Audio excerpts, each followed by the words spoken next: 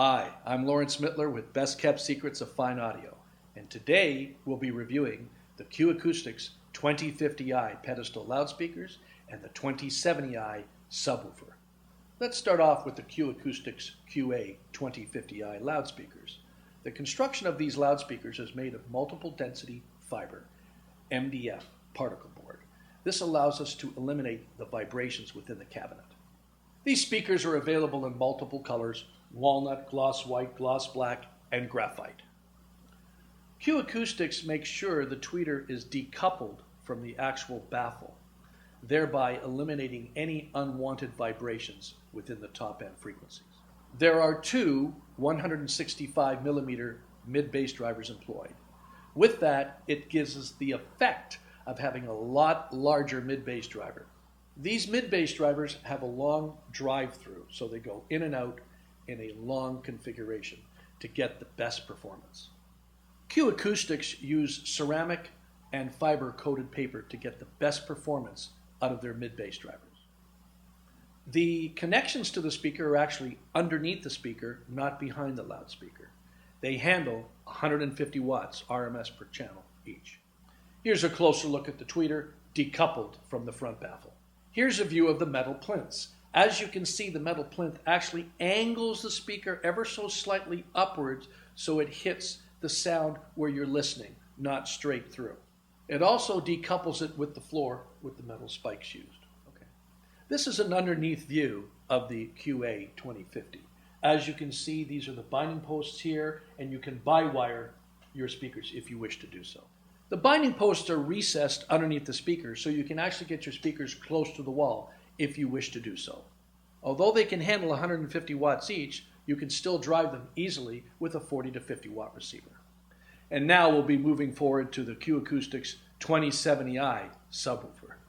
This is a very unique subwoofer because it employs digital sound processing for the entire amplifier in its Class D amplification. This means everything's done in a digital domain, not in an analog domain.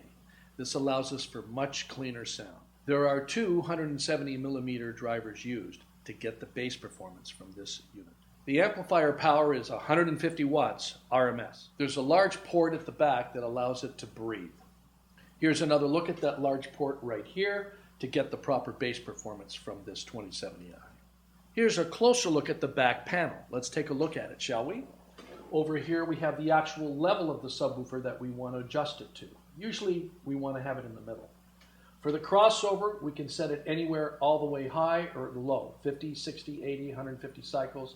Most people would have it at 80 cycles, right in the middle. With the phase inversion, which we'll talk about in a second, we'll probably set it up at 90 degrees, which is right in the middle.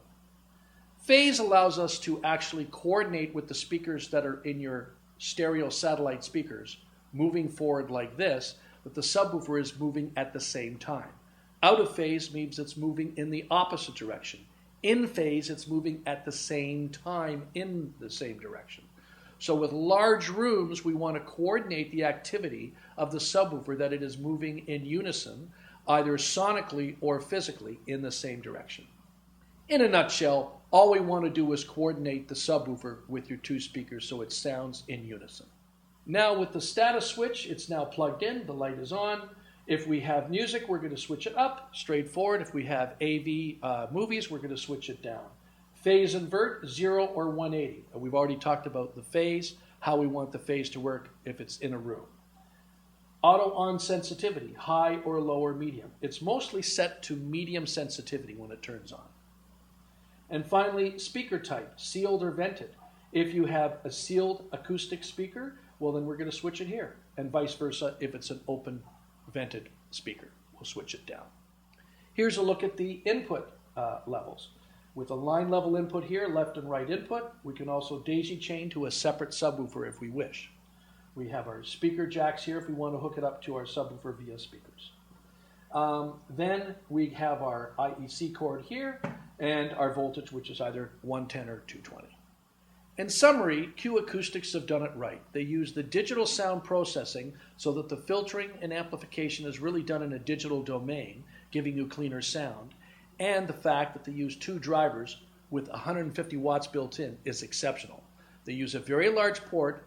The fact that you can daisy chain another subwoofer to it, or just plug it directly in from your line output, subwoofer output of your receiver, make it quite flexible.